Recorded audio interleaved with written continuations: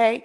Now, very few of us have parents that became Mr. Huntley or became Corey Anthony or these officers that we're seeing at AT&T and other places too. Most of our parents got out of school if they went to school, got that good job, held on to that good job, did not rock the boat.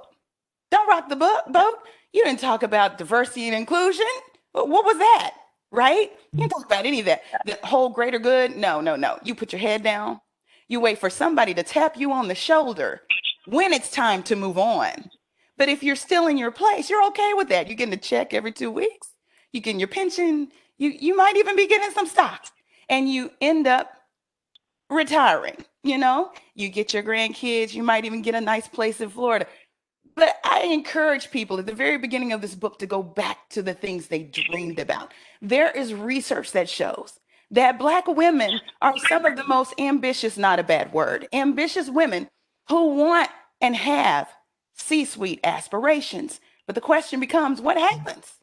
There's a gaping hole in the leadership pipeline, and it's spewing Black women. It's spewing for a few different reasons. One, you're either getting pushed out. Two, or you've decided, I'm fed up with this.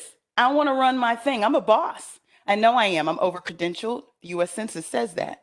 Most over-educated segment of all. We have the most advanced degrees, more degrees than a thermometer.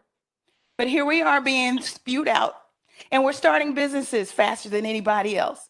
We are transformational leaders. It's in our DNA. We talk about it in the book, those actual traits that we bring to the table that are already in us, and you need to discover those. But the thing is this, we've watched our parents do that, so we fear. We've seen it modeled, and we decide that's the way we should live. Now, let me give you another stat.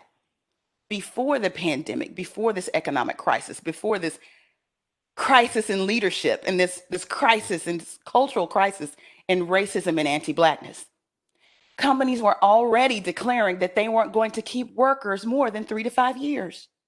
That includes upper management. Newsflash. People are scaling